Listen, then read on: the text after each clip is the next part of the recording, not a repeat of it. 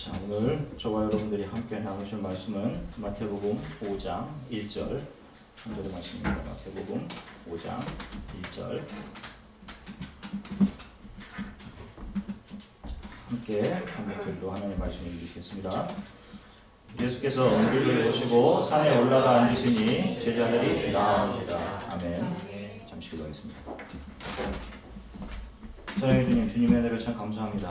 하나님, 이렇게 아름답고 귀한 사랑의 공동체, 또 주안의 교회를 허락하셔서 이 안에서 서로를 격려하며 하나님을 예배할 수 있도록 도와주셔서 참 감사합니다. 하나님, 이제 저희가 하나님을 찬양하고 또 하나님께 저희들의 마음을 쏟아놓고 이제 하나님의 말씀을 기다립니다. 주님, 하나님의 손이 귀한 수술자의 손이 되어주셔서 우리의 교만과 우리의 연약함과 우리의 모난 모든 부분들을 깎아내어 주시기를 간절히 소망합니다. 가장 부족한 종에게 은혜를 더해 주시기를 소망하며 주 예수 그리스도 이름으로 기도드립니다. 아멘. 할렐루야. 아멘. 여러분 한 주간 동안 평안하셨습니까? 저는 여러분들의 염려와 또 기도 사랑 덕분에 의사의 수술을 잘 마치고 돌아왔습니다. 원래는 어깨에만 수술하려고 했었는데요. 저는 제가 이제 한 2년 전부터 걸을 때 무릎이 많이 아파서 작년에 단기 선교 갔을 때 제가 이제 무릎 MRI를 찍은 적이 있습니다. 그때 이제 무릎에 그 메니스커스라고 하는 이 부분, 인대와 인대 사이에 있는 그 반월판이라는 부분이 찢어져서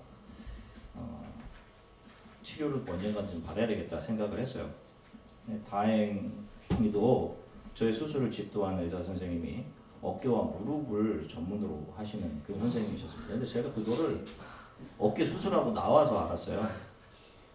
그래서 이제 선생님에게 그 수술하고 이제 바로 선생님이 이제 저를 돌아보시려고 오셨을 때 제가 이제 MRI를 드렸어요. 그랬더니 바로 보시고 바로 올라오셔서 수술을 바로 하는 게 나을 것 같다고. 그래서 어깨 수술 받은 바로 다음 날 또 무릎 수술을 받았습니다. 전신 마취를 이렇게 보냈는데 두 번째 수술실에 들어가니까 마취하시는 선생님들이 왜 또 왔냐고. 여기 왜 또 오셨습니까? 뭐가 잘못됐는지. 근데 보니까 절더러 군인이냐고 그러시더라고요. 제가 알고 보니까 저를 아주 튼튼한 사람으로 생각하고 수술을 이틀에 그냥 시켰던 것 같아요. 군이 우리 쌤 형제 같이 좀 저 정도 튼튼해 보여야지 저를 군인으로 생각을. 한국에 머물 수 있는 시간이 얼마 안 돼서 빨리 수술받고 가능한 안정을 좀 취하다 미국으로 돌아가겠다는 생각 때문에 그 이틀에 받았는데 내가 뭐 수술하고 통증으로 며칠 아주 좀 고생을 했습니다. 그래서 이제 많이 참 좋아졌어요. 그래도 기도해 주신, 염려해 주신 모든 분들 정말로 감사드립니다. 감사해요. 제가 이제 우리 유나가 한국 가기 전에 제가 수술 받으면 엄마가 못 갔으니까 엄마 대신 자기가 제 옆에서 저를 지켜주고 도와주겠다고 철통같이 약속을 했었는데 한 번 병원에 와서 저를 보곤 제가 옆에서 좀 자고 가라, 아빠 지켜줘야지 했더니 놀아야 된다고 저를 버려두고 도망치듯 할머니와 집으로 돌아갔습니다. 그래서 돌아와서 유나를 볼 때마다 아직도 그 배신의 앙금이 남아있어요. 좀 오래갈 듯합니다. 이게 병실에 있으면서 여러분들 생각이 참 많이 났습니다. 예전에 13년 전에 암으로 병실에 있을 때는 제가 섬기던 교회 그 성도들이 굉장히 많이 찾아와 주셨었어요. 거의 매일 그냥 아무도 찾아와 주지 않는 병실에서 여기가 내가 나의 연고지가 여기가 이제 더 이상 아니구나 이제 이런 생각을 좀 했습니다. 그리고 여러분들 생각이 많이 났어요. 좋은 성도들과 함께 좋은 교회 공동체를 이루는 것만큼 큰 복이 없다라고 생각합니다. 교회가 크건 작건 상관없이 하나님의 말씀이 바로 선포되고 그 말씀대로 바로 살아야 되겠다고 하는 그런 믿음들, 그런 바람, 소망, 하나님 앞에 겸손해짐, 낮아짐, 함께 찬양함 그런 것이 있다면 여러분 이건 이 세상 그 어떤 것보다 가장 큰 복입니다. 한국에 있는 동안 이것을 더 새삼스럽게 느꼈어요. 작은 교회이지만 이 교회 안에서 더 하나님의 말씀을 온전히 선포하고 여러분들을 위해 더 기도하며 더 사랑해야 되겠다. 그런 마음을 저에게 주십시오. 그런 생각들을 했습니다. 여러분 다들 너무도 참 감사합니다. 용서해 주시고 기도해 주셔서요. 자, 오늘은 우리가 계속해서 함께 살펴보고 있는 산상수훈의 말씀에 대한 포괄적인 이해, 그 좀 짧은 시간 살펴보도록 하겠습니다. 성경은 구약과 신약으로 이루어져 있어요. 구약의 모든 말씀과 사건들은 장차 오실 메시아 예수 그리스도를 향해 전개되는 겁니다. 구약의 창세기서부터 예수 그리스도를 향해 전개되고 있는 것이고요. 예수 그리스도께로 줌인되는 과정이 구약 성경이에요. 그래서 항상 구약을 읽을 때 역시 예수 그리스도께로 향하고 있는 그런 관점을 가지고 구약을 봐야 돼요. 그리고 신약은 이 땅에 하나님의 나라를 선포하시고 그 나라 백성의 필수 조건인 회개를 선포하시며 이 땅에 오신 예수 그리스도, 그리고 그분의 복음이 선포되고 그분의 나라가 확장되어 가는 과정, 그리고 예수 그리스도의 십자가와 부활, 예수 그리스도의 다시 오심, 그리고 최후 심판을 보여주고 있는 것이 신약이에요. 그리고 이 구약과 신약을 관통해 흐르고 있는 것이 바로 하나님의 은혜입니다. 우리가 성경을 읽으면서 발견해야 할 것이 바로 이거예요. 오늘 그저 하루 나에게 유익한 교훈을 그 안에서 캐내는 것이 아니라 하나님의 은혜를 발견하는 겁니다. 그 안에서, 성경에서. 축복이나 장차 올 일들 이런 것들에 민감하게 반응하는 것이 아니라 하나님의 은혜를 발견하고 그 은혜의 앞에 엎드리는 것이 우리 성도들이 하나님의 말씀을 통해 가야 할 최종 지점인 것이에요. 자, 이사야서 2장 2절부터 3절까지 말씀을 함께 읽으시겠습니다. 이사야서 2장 2절부터 3절입니다. 함께 읽으시겠습니다. 말이래 여호와의 전할 산이 모든 산 꼭대기에 굳게 설 것이요 모든 작은 산 위에 뛰어나리니 만방이 그리로 모여들 것이라. 많은 백성이 가며 이르기를 오라 우리가 여호와의 산에 오르며 야곱의 하나님의 전에 이르자. 그가 그 도로 우리에게 가르치실 것이라. 우리가 그 길로 행하리라 하리니 이는 율법이 시온에서부터 나올 것이요 여호와의 말씀이 예루살렘에서부터 나올 것임이니라. 아멘. 자, 이 말씀은 이사야로부터 예언된 말을 메시아에 대한 예언이에요. 지금 이 예언이 산상수훈에서 정확히 이루어지고 있는 것이에요. 말일 한 산이 다른 모든 산 위에 굳게 설 것이다 라고 얘기하시죠. 그리고 사람들은 그 산으로 모여들 것이고 하나님은 거기에서 하나님의 도로 그의 백성들을 가르치실 것이다. 이렇게 말씀하고 있어요. 예언하고 있죠.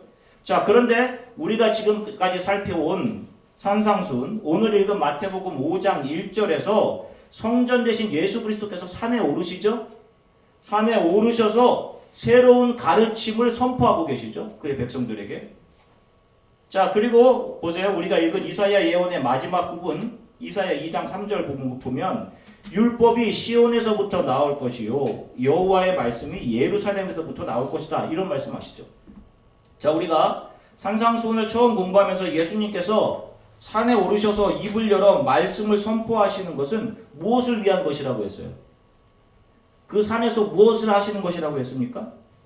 그 말씀 그대로 저와 여러분들이, 우리들이, 제자들이 지켜야 할 규범이나 어떤 도덕적인 규율로 우리들에게 주시기 위한 것이 아니라 예수님께서는 자기 자신을, 말씀이신 자기 자신을 보여주신 거예요. 그래서 그 표준 대신, 절대 진리 대신 예수님 앞에 지금까지 진리라고 생각했던 상대적인 진리들, 자기 만족과 의, 자기 정의, 자기 선, 이것이 절대화하며 살았던 하나님 되었던 사람들이 절대 하나님이신 예수 그리스도 앞에서 다 가짜임이 드러나고 내 선, 내 정의, 내 도덕이라는 것이 이게 다 가짜였구나 라는 사실을 깨닫고 그 말씀의 표준 대신 예수 그리스도의 발 앞에 엎드려지게 하기 위해서 예수님께서는 말씀의 산 시온에 오르셔서 예루살렘에서 새로운 가르치심을 선포하고 계시는 거예요. 자, 갈라디아서 4장 22절부터 26절까지 말씀을 함께 읽으시겠습니다. 갈라디아서 4장 22절부터 26절입니다. 함께 읽으시겠습니다. 기록된 바 아브라함이 두 아들이 있으니 하나는 계집종에게서 하나는 자유하는 여자에게서 낳다 하였으나 계집종에게서는 육체를 따라 낳고 자유하는 여자에게서는 약속으로 말미암았느니라. 이것은 비유니 이 여자들은 두 언약이라. 하나는 신의 산으로부터 종을 낳으자니 곧 하가라. 이 하가는 아라비아에 있는 신의 산으로 지금 있는 예루살렘과 같은 데니 저가 그 자녀들로 더불어 종 노릇하고 오직 위에 있는 예루살렘은 자유자니 곧 우리 어머니라. 아멘. 자, 여기를 잘 보세요. 좀 어려울 수도 있지만 잘 보세요. 자, 여기서 바울은 두 약속, 두 언약 이야기를 두 산이라고 두 산에 비유해서 이야기를 합니다. 자, 한 약속, 한 언약은 이스라엘이 하나님으로부터 율법을 받은 구약을 대표하는 신의 산이라고 이야기하고 있어요. 자, 그런데 바울은 이 신의 산을 또 무엇에 비유하냐면 아브라함의 아내 사라의 몸종이었던 하가라고 얘기했죠. 하갈에 비유합니다. 자, 오늘 이걸 잘 이해하시면 돼요. 구약, 신의 산, 그것을 하갈 이렇게 비유를 합니다. 자, 하나님은 아브라함에게 약속을 주셨죠. 여러분 아시다시피 은혜로 한 사람을 부르신단 말입니다. 우상을 섬기던 우르에 살고 있던 메소포타미아 지역에 살고 있던 한 사람 아브라함을 선택하셔서 그를 통해서 하나님의 나라와 교회, 백성을 세우시겠다라는 약속을 아브라함에게 하십니다. 자, 그런데 이 약속이 잘 실현되지 않는 것처럼 보였어요. 아브라함의 나이가 85세가 되었고 사라의 나이가 75세가 되었는데도 아직 자식이 없었습니다. 75세 여인의 몸에서 자식이 날 수 있겠어요? 불가능해 보이지. 그러자 그들이 인간적인 방법을 취하죠. 사라의 몸종, 애굽에서 나올 때 바로로부터 받은 선물 받은 몸종 하갈을 통해서 대를 잇고자 하는 인간적인 방법을 사용한단 말이에요. 그래서 그 하갈과 동침해서 낳은 자녀가 이스마엘이에요. 성경에 보면 이스마엘은 내어 쫓김을 당하죠. 어떻게 그럴 수가 있느냐라고 하겠지만 이것은 하나님의 섭리를 보여주는 하나의 어떤 교훈인 것이에요. 하갈이라는 것은 하나님의 뜻, 섭리, 계획을 기다리지 못하고 인간의 노력과 의지를 거기 개입시켜서 그 하나님의 뜻을 내 힘으로 이루어내고자 했던 인간 의지, 행동, 인본주의의 상징인 거예요. 이게 바로 바벨과 똑같은 겁니다. 그런데 원래 이 하갈을 통해서 하나님의 약속이 이루어지는 것이 아니었잖아요. 그죠? 누구를 통해서 하나님의 약속이 이루어지는 겁니까? 아브라함의 아내인 누구? 사라를 통해서 이루어지는 거예요. 하나님의 원래의 계획, 그분이 의도하셨던 우리 인간이 잠잠히 참고 믿음으로 인내하며 기다려야 했던 사라를 통해 하나님의 약속, 언약은 이루어지는 겁니다. 그리고 성경은 이것을 예루살렘 시온산이라고 하는 거예요. 이 시온산이 신의 산과 대비되는 겁니다. 구약과 신약으로 두 산으로. 바로 마태복음에서 예수께서 산상수훈을 선포하시는 그 땅이 바로 시온산 예루살렘인 것이에요. 구약의 상징인 신의 산 하갈을 통해 하나님의 약속, 구원, 축복이 이루어지는 것이 아니라 바로 사라, 신약, 시온산, 예수 그리스도를 통해 하나님의 약속, 구원, 축복이 이루어지는 것이고 그 축복이라는 것은 바로 영원한 생명, 하나님의 나라를 의미하는 겁니다. 이번 한국 방문 때에도 몇 분이 저에게 물으셨어요. 전화로 이렇게 이야기를 하시다가 구약에도 분명히 말씀하셨잖아요. 구약도 하나님의 말씀인데 우리가 말씀을 잘 지키면 이 땅에서 축복도 받고 11조 잘하면 물질의 축복도 받고 효도하면 장수의 축복받고 목사님 이게 다 성경에 있는 거지 않습니까? 이렇게 질문하시는 분들이 있어요. 맞습니다. 말씀에 있는 것이 맞아요. 그런데 여러분 분명히 알아야 할 것은 성경은 이러한 율법을 우리에게 왜 주셨는지가 하는 거예요. 왜 이런 율법을 주신 건가? 이것을 다 지켜서 이 땅에서 축복받아라 하는 것 의미로 율법을 줬는가 하는 거예요. 자, 먼저 성경에서 말하는 궁극적인 축복이라는 것은 여러분들 이 말을 잘 사귀어야 됩니다. 우리 기독교에서 이야기하는 축복이라는 것은 우리 신앙의 선배들이 그토록 바라보며 소망했던 영원한 하나님의 나라, 위에서 부르신 영원한 부르심, 영원한 구원을 말해요. 여러분 이것이 우리 기독교에서 말하는 축복입니다. 신이 기뻐하는 일을 해서 이 땅에서 잘 먹고 잘 사게 되는 것은 그것은 기독교적인 축복이 아닌 거예요, 여러분. 그거는 단지 눈에 보이는 이 세상이 전부라고 생각하는 샤머니즘, 토테미즘적인 기복주의에 불과한 것들입니다. 영원한 것의 가치를 모르기 때문에 지금 현재 이것이 중요한 거예요, 여러분. 율법을 잘 지켜서 복 받는 것인가요, 여러분? 부모님께 효도하면 이 땅에서 장수합니까? 자, 그러면 사랑의 원자탄 손양원 목사님은 어때요? 48세에 순교하셨습니다. 48세. 제 나이에요, 만으로. 부모께 효도하지 못해서 일찍 돌아가신 거예요. 주기철 목사님 또한 48세에 돌아가셨다고요. 11조 정확하게 잘하면 물질의 축복을 받습니까? 그리고 의롭다함을 얻을 수 있는 거예요. 구약의 율법에는 그렇게 기록되어 있지 않습니까? 라고 물어봐요. 그런 질문도 있어요. 잘 보세요. 율법은 그것을 지키고 선을 행해서 하나님께 복받아라, 그런 의미로 주어진 것이 아니에요. 자, 성경을 보세요. 율법을 지켜서 의롭다함을 얻으려고 하는 사람에 대해서 성경이 뭐라고 이야기하고 있는지 한번 살펴볼게요. 갈라디아서 5장 4절입니다.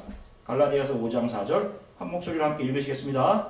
율법 안에서 의롭다함을 얻으려 하는 너희는 그리스도에게서 끊어지고 은혜에서 멀어진 자로다. 아멘. 저 뭐라고 얘기해요? 내가 율법을 지켜서 이 땅에서 축복받고 잘 되려고 의롭다함을 얻으려고 하는 자들은 그리스도에게서 끊어지고 그들은 은혜에게서 멀어진 자들이다. 충격적이죠, 여러분? 성경이 정확하게 이렇게 얘기해요. 하나님의 은혜와 영원한 구원에 대한 기대가 없기 때문에 눈에 보이는 현재가 가치 있게 보이는 것이 한 거예요. 자, 갈라디아서 2장 16절 말씀을 같이 한번 읽겠습니다. 갈라디아서 2장 16절입니다. 함께 읽으시겠습니다. 사람이 의롭게 되는 것은 율법의 행위로 말미암이 아니요 오직 예수 그리스도를 믿음으로 말미암는 줄 알므로 우리도 그리스도 예수를 믿나니 이는 우리가 율법의 행위로서가 아니고 그리스도를 믿음으로써 의롭다함을 얻으려 함이라. 율법의 행위로서는 의롭다함을 얻을 육체가 없느니라. 아멘. 잘 보세요. 사람이 의롭게 되는 것은 율법을 지켜서가 아니에요. 무엇으로 의롭게 된다고 말씀합니까? 예수 그리스도를 믿음으로. 그런데 우리가 지난 시간에 영상으로 보셨죠, 여러분? 우리가 어떻게 믿음의 사람이 되는가? 제가 지난주에 설교한 내용이에요. 자, 어떻게 믿음의 사람이 됩니까? 어떤 성과의 결과나 율법을 잘 지킨 보상으로, 대가로, 상으로 주어지는 것이에요? 아니죠. 바로 하나님 아버지의 열심에 의해서 그분이 우리의 마음에 복음, 말씀의 씨앗을 뿌려주시고 그 씨가 잘 자도록 때때로 가시덤불과 잡초들을 제거해 주시는 농부 되시는 하나님의 열심으로 우리가 믿음의 사람으로 변화되는 겁니다.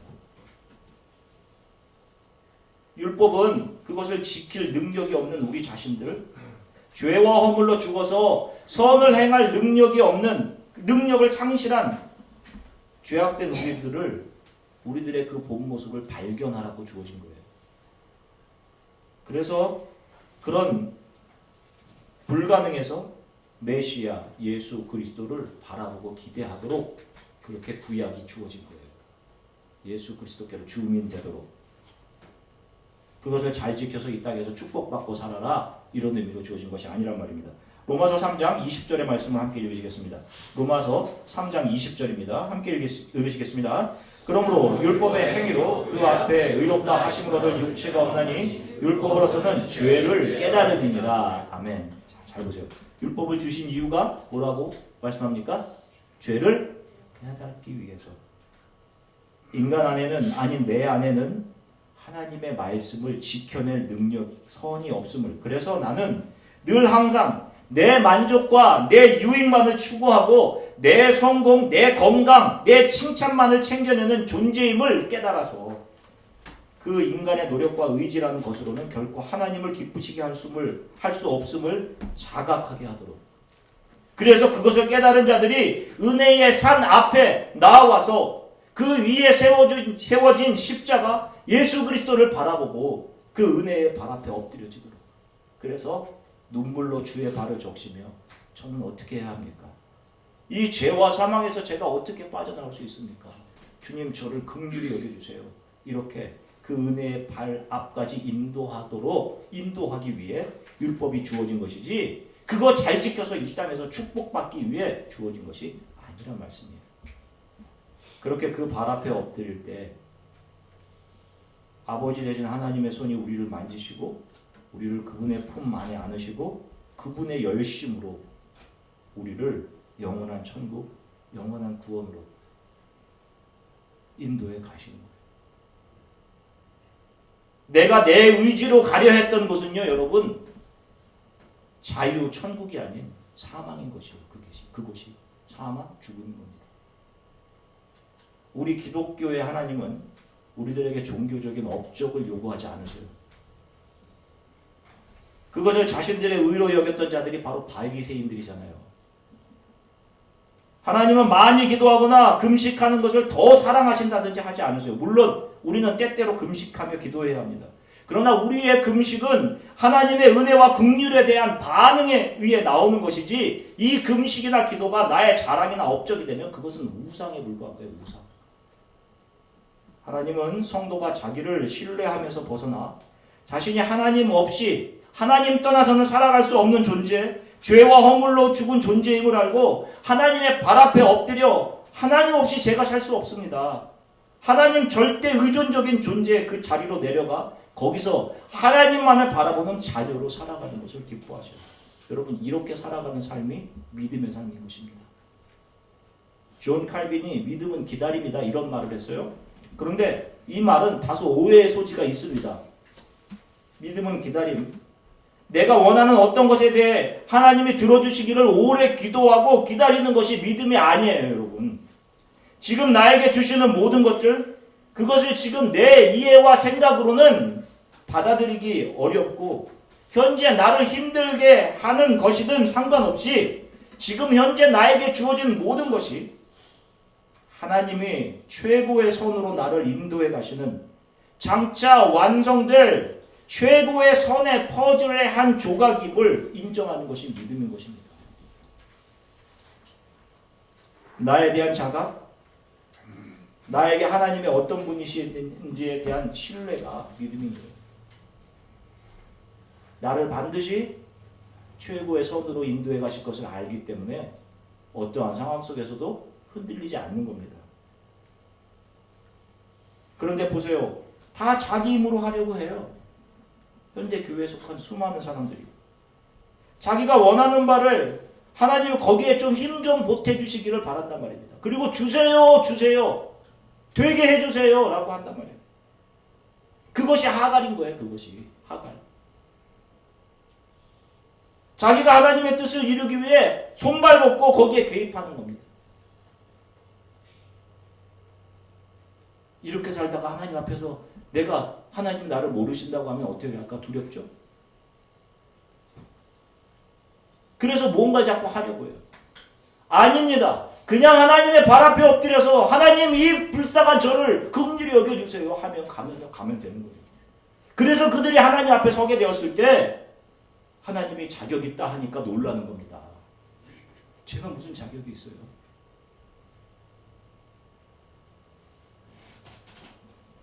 자기가 개입하는 것은 믿음이 아니라 조급함일 뿐이에요. 불신앙입니다. 너무 많은 분들이 잠시 사는 인생, 이제 80, 90 사는 인생에서 자기 몸, 자기 잘 되는 것을 신앙의 목적으로 삼고 살아가는 사람들이 많아요. 또 그것을 가리키고 축복이라고 선포하는 교회들이 참 많습니다. 잘못된 거예요. 우리 인생에서 나를 향하신 하나님의 사랑과 은혜를 발견하는 것, 이것이 우리의 목적이에요. 사나 죽으나 모든 것이 다 하나님의 은혜입니다. 이거 하나 붙들고 우리 신앙의 선배들은 이 땅에서 잘 되고 못 되고 자신의 건강 상관없이 하나님 한 번만 붙들고 살아간 겁니다. 이것을 아는 것이 우리 인생의 목적인 거예요. 그 은혜 앞에 비추어진 나를 바라보며 너무도 자격이 없는 나를 너는 사랑하는 내 자녀다 라고 인정해 주시는 하나님의 은혜에 감격하고 감사하며 하루하루를 살아가는 겁니다. 병원에 며칠 입원해 있다 보니까 제가 13년 전 직장암으로 2번 수술했을 때 생각이 났습니다. 그때는 뭐 지금보다 더 오래 한 달, 2달 병원에 입원을 해 있었어요. 당시 저희 어머니는 그 2달 동안 거의 하루도 거르지 않고 제 옆에서 그 환자 침대 아래에 있는 그 보조 침대에서 주무시면서 저를 돌보아 주셨어요. 70이 다 되셨을 겁니다. 13년 전이니까. 이번에도 마찬가지였어요. 80이 넘으신 어머니가 허리 아프셔서 잠도 제대로 못 주무시는 그 어머니가 50이 다 된 자녀를 돌보아 주시려고 제 옆 침대에서 주무시면서 밤을 지새셨어요. 제 옆에서 주무시는 어머니 모습을 바라보면서 하나님의 사랑이 이렇겠구나 라는 생각을 했습니다. 또 병원비 걱정 마라. 건강해서 하나님 맡겨주신 교회 사역만 잘하면 된다라고 하시던 저희 아버지. 우리 딸인 유나는 노는하고 저와 철통같이 약속했던 약속 다 잊어버리고 잠시도 아빠 옆을 지켜주지 못했는데 그 80이 넘으신 부모님 눈에는 50이 넘은 저는 여전히 갓난아기였던 것 같아요.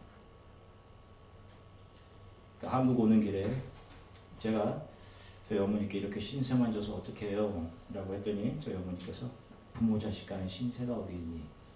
라고 하시더라고요. 내 모습이 어떠하던 간에 자녀이기 때문에 사랑해 주시는 거죠. 아멘. 아플 때 불쌍히 여겨주시고 우리가 세상에서 형편없는 모습일 때 하나님은 더 사랑해 주시고 돌보아 주시는 겁니다. 그래서 연약할수록 더 사랑해 주시는 거예요. 연약할수록.